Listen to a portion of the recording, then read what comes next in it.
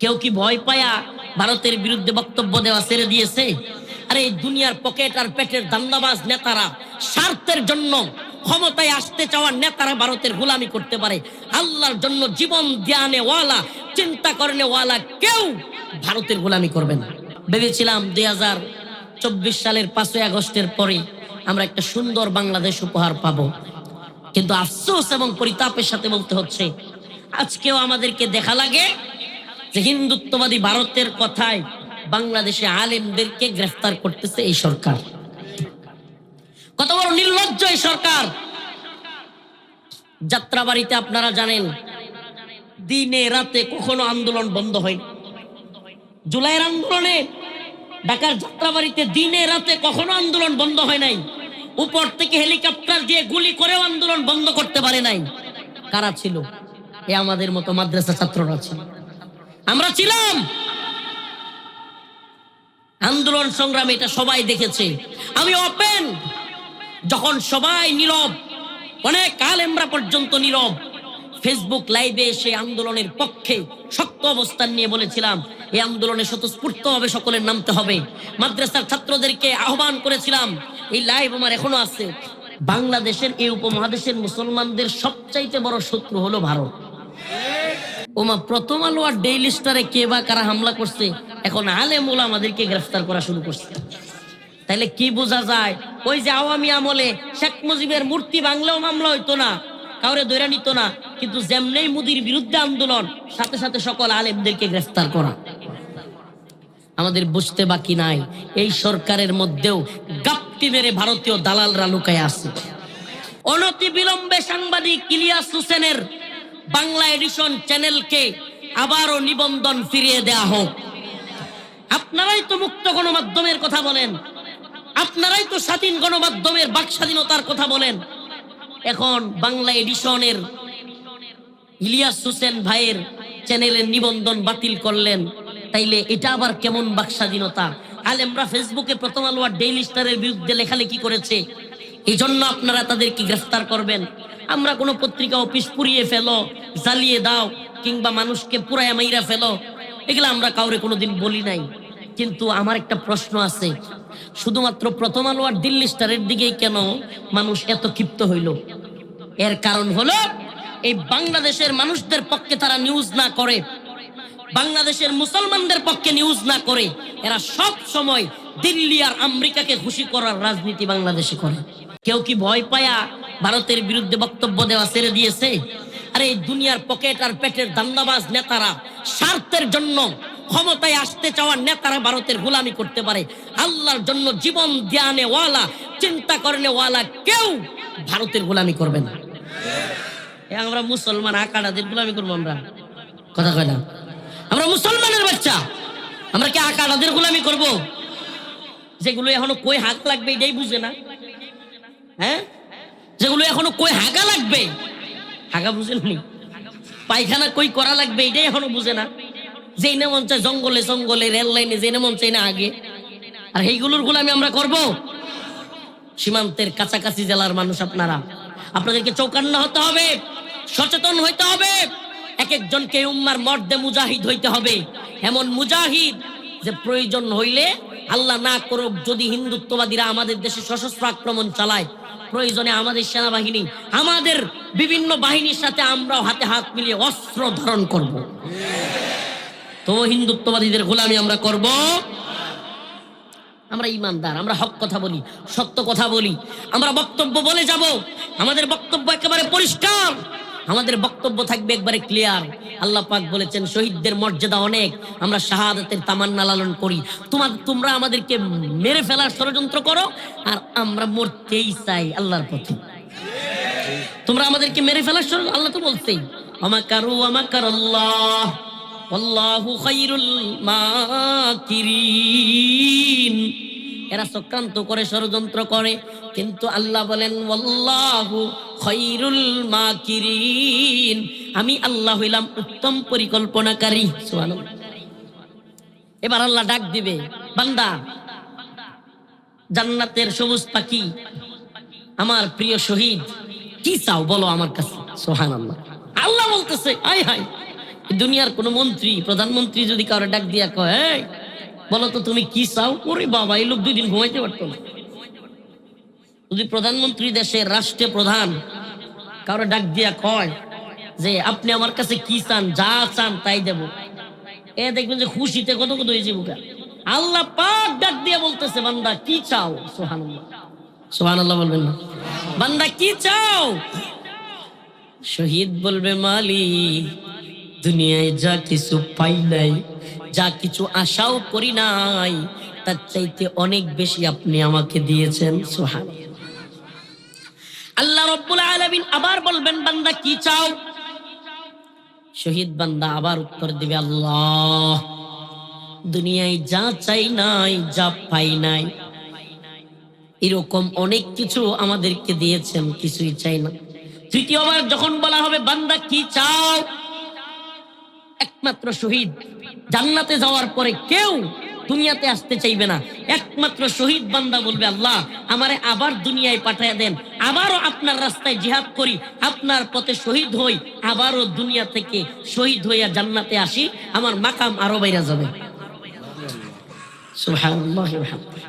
চিন্তা করছেন শহীদ, আবার আল্লাহ বলবেন, না এটা তো সুযোগ নাই, তোমার মর্যাদা যা দেওয়ার দিয়ে দিছি। সুবহানাল্লাহ। প্রিয় হাজিরিন, আজকে কিছু কথা আমাদেরকে বলতে হচ্ছে, আপনাদের সামনে রেখে কিছু কথা আমাদেরকে বলতে হচ্ছে। আমরা যারা দায়ী, আমরা কি দায়ী, দাওয়াত দিয়ে বেড়াই উম্মতের কাছে, ঘুরে ঘুরে বিভিন্ন জেলায়, বিভিন্ন দেশে, বিভিন্ন জায়গায় ঘুরে ঘুরে আমাদের কাজ এই উম্মতকে সজাগ করা, এই উম্মতের মধ্যে একটা জাগরণ তৈরি করা। কি সেই জাগরণ?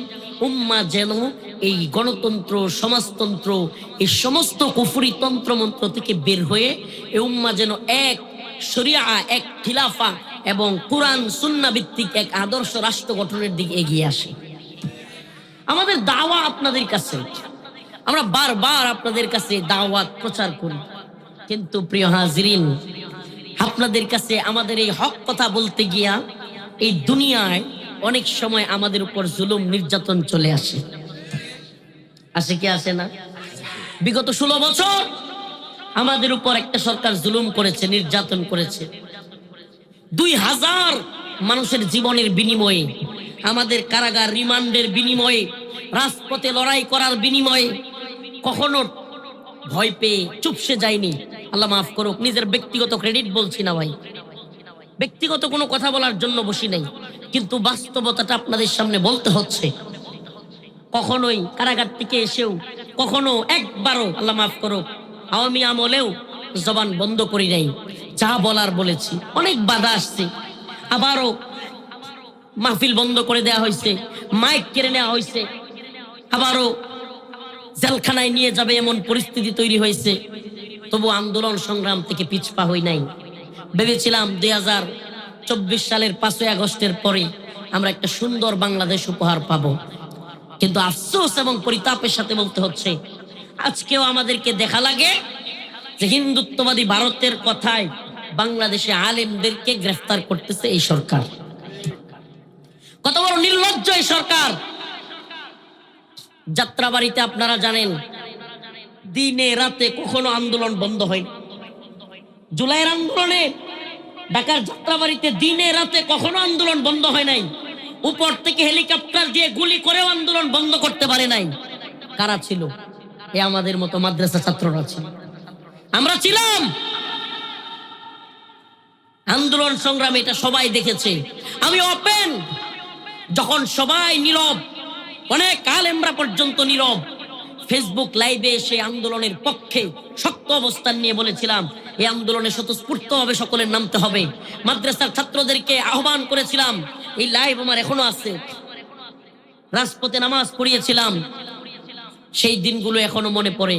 অথচ গতকালকে, এর আগের দিন, আমাদের এক ভাই মুফতি আইনুল হক কাসেমি দামাত বারকাতুহুকে প্রথম আলো এবং ডেইলি স্টারের বিরুদ্ধে ফেসবুকে লেখালেখির কারণে অ্যারেস্ট করেছে এই কুলাঙ্গার সরকার, অথর্ব সরকার, এনজিও সরকার, আমেরিকা এবং ভারতের গোলামি করা সরকার। এরা এখন আবার আলেমদেরকে গ্রেফতার করা শুরু করেছে। আজকে দেখলাম আরেকজন আলেম, পরিচিত মুখ, নির্যাতিত নিপীড়িত মানুষের পাশে যিনি দৌড়াইয়া যান। মানুষের ভুল থাকতেই পারে, আমারও আছে, আপনারও আছে, আমরা কেউ ভুলের ঊর্ধ্বে না, কিন্তু বিনা মামলায়, কোনো উস্কানি নাই, কোনো খারাপ কাজ নাই, কিছু নাই, হঠাৎ করে আতাউর রহমান বিক্রমপুরী সাহেবকে ডিবি পরিচয়ে সাদা পোশাকে তুলে নিয়ে আসছে, যেন ওই আওয়ামী আমলের আবারও পুনরাবৃত্তি। আমরা এই বাংলাদেশ দেখতে চাই না। কোন আলেম এই ডেইলি স্টার, দিল্লি স্টার এবং প্রথম অন্ধকারের সমালোচনা করলে যদি গ্রেফতার করেন, তাইলে বলবো আমাদের সবাইকে আপনারা গ্রেফতার করেন। দেখি হাসিনার জেলখানার মতো আপনাদের কয়টা জেলখানা আছে। আপনারা যদি এইভাবে আলেম ওলামাদেরকে গ্রেফতার করতে থাকেন, তাইলে মনে রাখবেন আপনাদের উপরে যদি হাসিনার ভূত সওয়ার হয়, আমাদের উপর আবার জুলাই ফিরে আসবে। এগুলা করবেন না। মিডিয়ার মাধ্যমে বলি, সরকারকে বলি, সুনির্দিষ্ট কারো বিরুদ্ধে অভিযোগ থাকলে, যদি উনি কাউকে মার্ডার করত, উনি কাউকে খুন করত, আল্লাহ না করুক উনি কাউকে রেপ করত, ধর্ষণ করত, সুনির্দিষ্ট কোনো খারাপ কাজে জড়িত থাকতো, সেটার প্রমাণ দিয়ে তারপরে ওনার নামে মামলা দিত। কিন্তু এইভাবে যদি দেখেন, কেন বলছি জানেন? অনেকে মনে করবেন হুজুর আমরা তো এখন সরকারে আয় পড়ছি, আধা সরকার, আমরা যে সুখে আছি হুজুর, আমরা কাউরে পরোয়া করি না। ভাই, বিপদ কিন্তু প্রথমে 2021 সালে খালি আমার উপরে আসছিল, প্রথমে শুধু আমার উপরে আসছিল, আমারে ধরছিল, কিন্তু আস্তে আস্তে সকল আলোচকদের, সকল বক্তাদের, আলেমদেরকেও কিন্তু গ্রেফতার করা হয়েছিল। আসল কথা তো হলো, আমাদের প্রকৃত শত্রু তো আওয়ামী লীগ কিংবা শুধু হাসিনা না, বাংলাদেশের এই উপমহাদেশের মুসলমানদের সবচাইতে বড় শত্রু হলো ভারত। যে কারণে আওয়ামী লীগ চলে গেছে, কিন্তু বাংলাদেশে যে ভারতীয় আধিপত্যবাদ সেটা এখনো চলে যায় নাই। আওয়ামী লীগের মন্ত্রীরা উবাইদুল কাদের, হাসান মাহমুদ, ওই যে আরেকটা ছিল আব্দুল শৈতান, আব্দুল মুমিন নাম আর কি, পররাষ্ট্রমন্ত্রী, যেটা বলছিল না যে আমাদের সম্পর্ক হলো স্বামী স্ত্রীর সম্পর্ক, বুঝলে গেছেন আপনারা?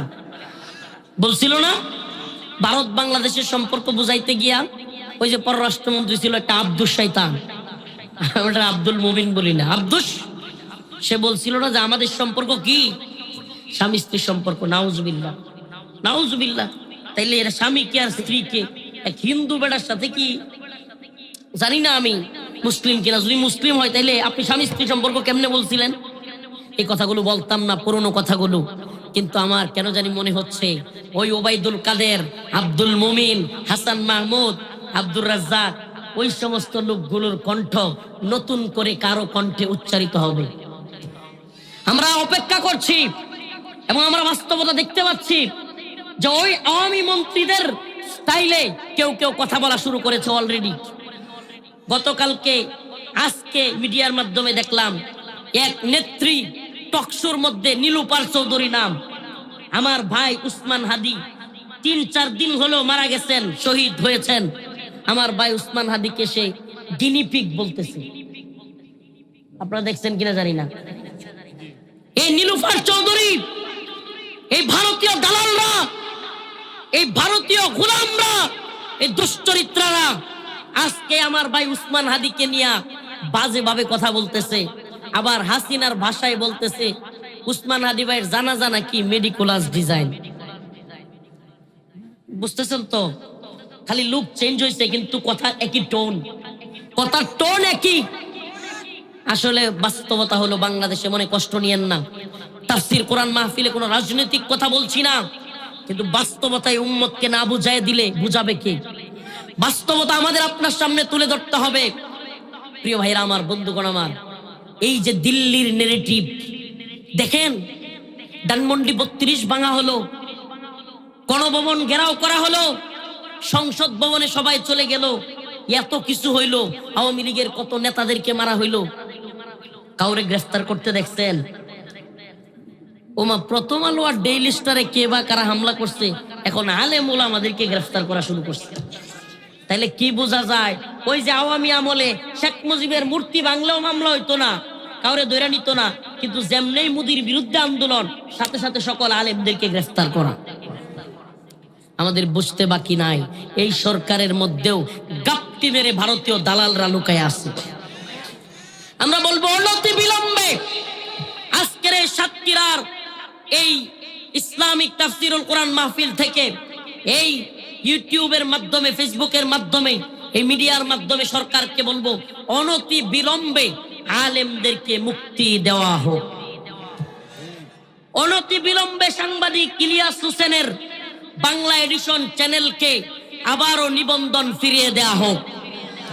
আপনারাই তো মুক্ত গণমাধ্যমের কথা বলেন, আপনারাই তো স্বাধীন গণমাধ্যমের বাক স্বাধীনতার কথা বলেন। এখন বাংলা এডিশনের ইলিয়াস হোসেন ভাইয়ের চ্যানেলের নিবন্ধন বাতিল করলেন, তাইলে এটা আবার কেমন বাক স্বাধীনতা? আলেমরা ফেসবুকে প্রথম আলো আর ডেইলি স্টারের বিরুদ্ধে লেখালেখি করেছে, এই জন্য আপনারা তাদেরকে গ্রেফতার করবেন। আমরা কোনো পত্রিকা অফিস পুড়িয়ে ফেলো, জ্বালিয়ে দাও, কিংবা মানুষকে পুরায় মাইরা ফেলো, এগুলো আমরা কাউরে কোনোদিন বলি নাই। কিন্তু আমার একটা প্রশ্ন আছে, শুধুমাত্র প্রথম আলো আর দিল্লি স্টারের দিকেই কেন মানুষ এত ক্ষিপ্ত হইল? এর কারণ হলো এই বাংলাদেশের মানুষদের পক্ষে তারা নিউজ না করে, বাংলাদেশের মুসলমানদের পক্ষে নিউজ না করে, এরা সব সময় দিল্লি আর আমেরিকাকে খুশি করার রাজনীতি বাংলাদেশে করে।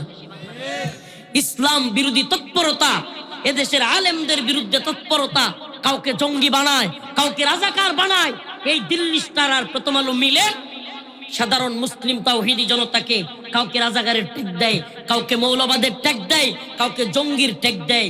এরা জঙ্গির ন্যারেটিভ তৈরি করে, রাজাকারের ন্যারেটিভ তৈরি করে, আর ভারতের গোলাম সরকাররা ওই সমস্ত মানুষগুলোকে রাজাকারের ট্যাগ দিয়া ফাঁসি দেয়, জঙ্গি ট্যাগ দিয়া ফাঁসি দেয়।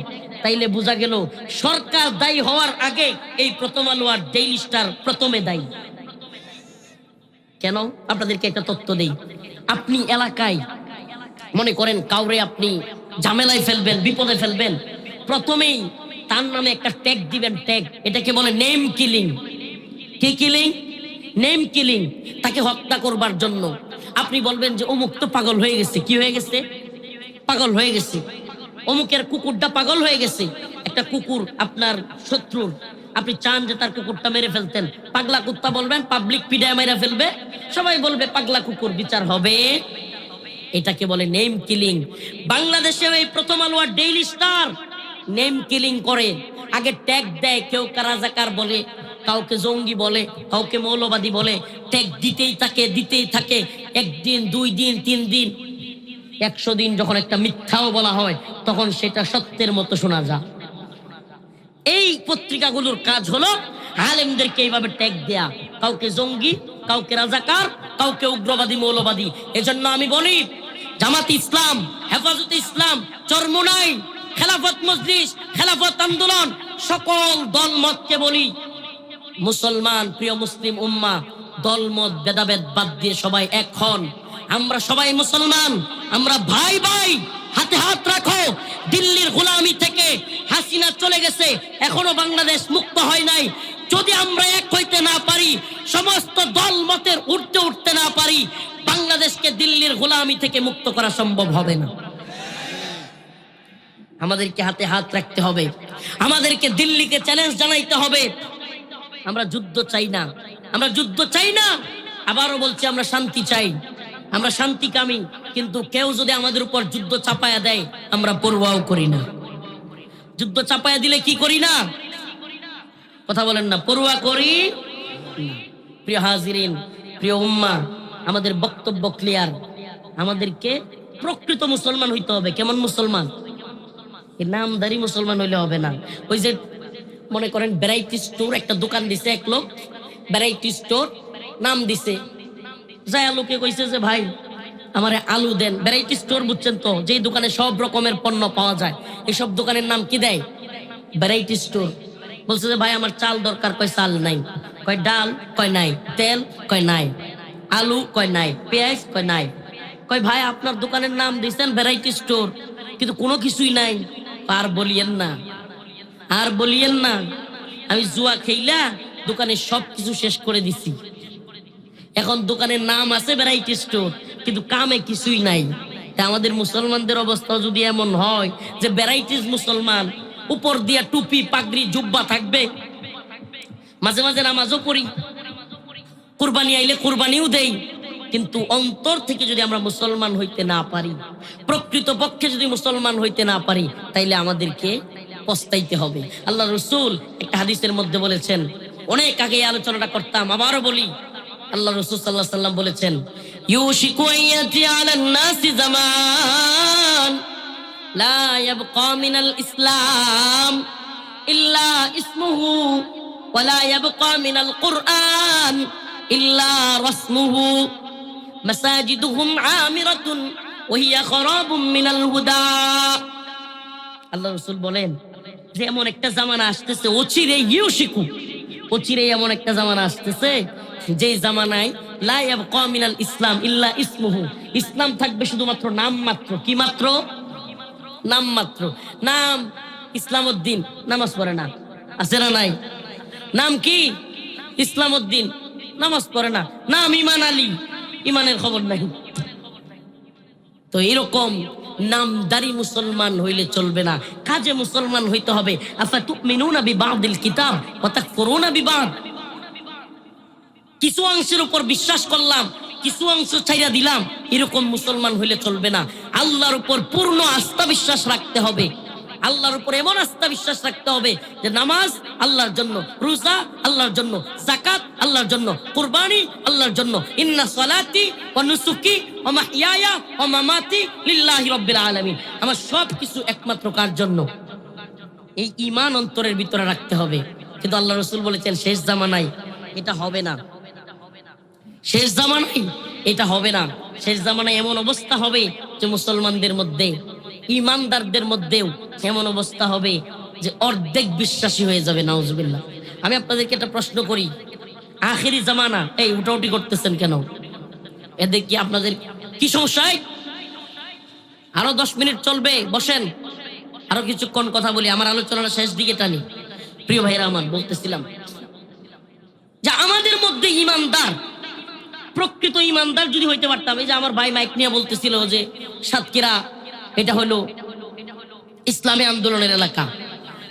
আমি আপনাদের কাছে জানতে চাই, আমরা যদি প্রকৃত ইসলামী আন্দোলনের কর্মী হইতে পারতাম, যদি প্রকৃত শাহাদাতের নজরানা পেশ করার মতো সাহস হিম্মত রাখতাম, বাংলাদেশের একটা মদের বারোটি থাকতো, মদের লাইসেন্স থাকতো, পতিতালয় থাকতো, সুদের যত ব্যাংক আছে, নাউজুবিল্লাহ, আল্লাহ পাক সব কিছুকে যেগুলো হারাম করেছেন রাষ্ট্রীয়ভাবে সেগুলো বৈধতা দিতে পারত। আপনাকে একটা প্রশ্ন করি, আল্লাহ রাসূলের একজন সাহাবী যদি জীবিত থাকতো, কয়জন? একজন সাহাবী যদি জীবিত থাকতো, বাংলাদেশে কোনো একটা মদের বারের অনুমোদন সরকার দিতে পারত?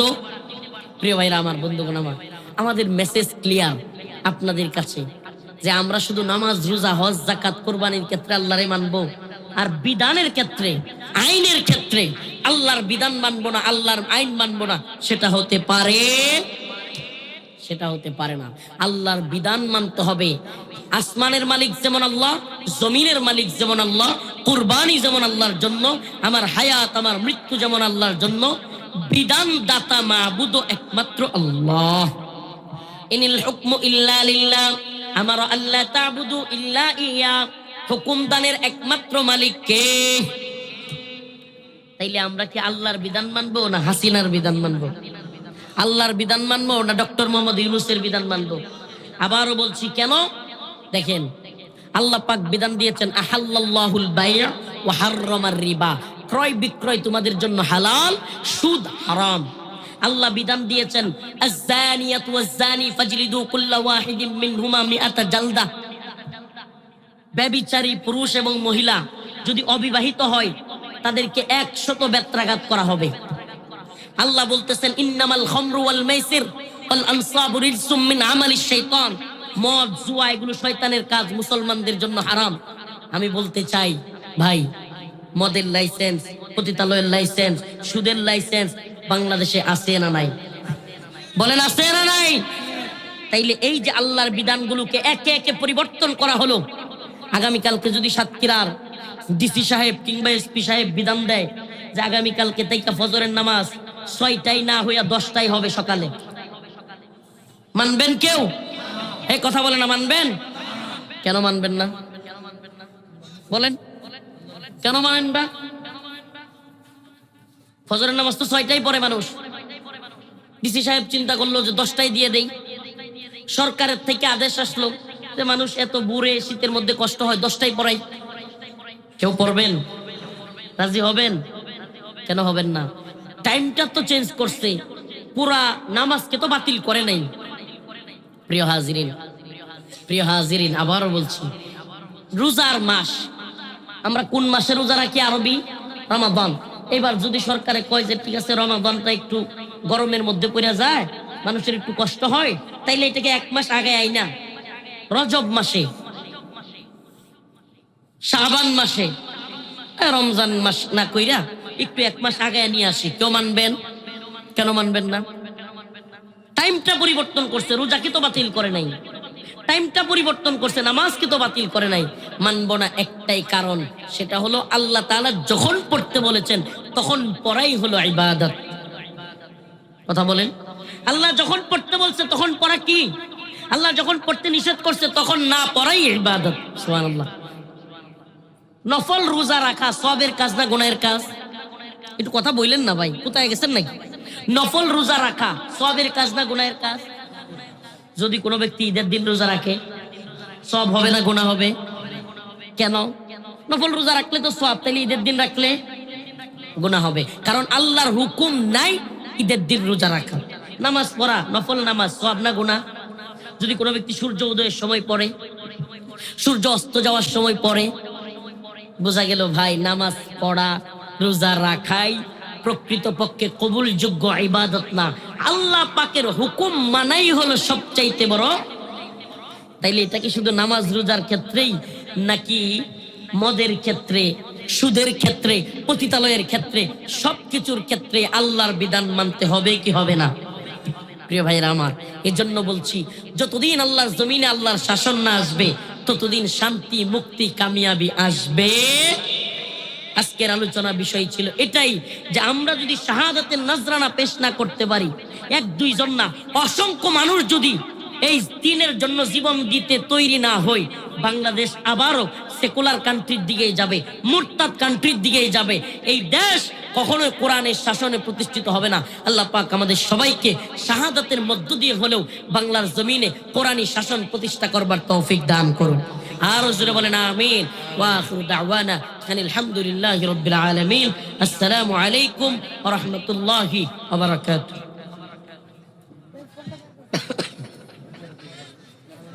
আর কেউ আছে ভাই?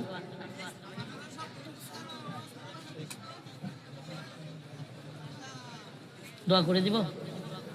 প্রোগ্রামে শরীক হলাম আল্লাহ, আজকের এই প্রোগ্রামকে আপনি কবুল আর মঞ্জুর করিয়া নেন আল্লাহ। আমাদের ভাই শরীফ ওসমান হাদিকে আপনি তার কবরকে জান্নাতের বাগান বানায়া দেন রব্বুল আলামিন। মাওলাই করিম, এই দ্বীনের পথে আল্লাহুম্মা রযুকনা শাহাদাতান ফি সাবিলিক, আমাদের সবাইকে শহীদ হওয়ার জন্য কবুল করেন। এই দ্বীনের জন্য, এই উম্মতের জন্য আমাদেরকেও শাহাদাতের নজরানা পেশ করার তৌফিক দান করেন। ফিলিস্তিনের মুসলমানদেরকে হেফাজত করেন। Bosnia, Chechnya, Mali, Somalia, Yemen, Afghan, Uyghur, Kashmir সমস্ত ভূখণ্ডের মুসলমানদেরকে হেফাজত করেন রব্বুল আলামিন। আজকের এই প্রোগ্রাম যারা ইন্তজাম করেছে আল্লাহ, আপনি তাদের সবাইকে কবুল করে নেন, তাদের শ্রম ঘামের বিনিময়ে উত্তম প্রতিদান দান করিয়েন আল্লাহ। আমার আব্বা নাই, আমাদের মধ্যে যাদের মা নাই, বাবা নাই, তাদের সকলের কবরকে জান্নাতের বাগান বানায়া দিয়েন আল্লাহ। আলমগীর ভাইকে হালাল রিজিকের ওসাআত দিয়ে দিয়েন আল্লাহ, তাকে দিনদার পরহেজগার মুত্তাকি বানায়া নেন আল্লাহ। আমাদের সবাইকে কবুল করে নেন আল্লাহ। বাংলাদেশকে হিন্দুত্ববাদীদের ষড়যন্ত্র থেকে হেফাজত করিয়েন আল্লাহ। আমাদেরকে ঐক্যবদ্ধ থাকবার তৌফিক দান করিয়েন আল্লাহ। আপনি আমাদেরকে ঈমান ওয়ালা মৃত্যু দান করিয়েন। সুবহানা রাব্বিকা রাব্বিল ইজ্জাতি আম্মা ইয়াসিফুন, সালামুন আলাল মুরসালিন, আলহামদুলিল্লাহি রাব্বিল আলামিন।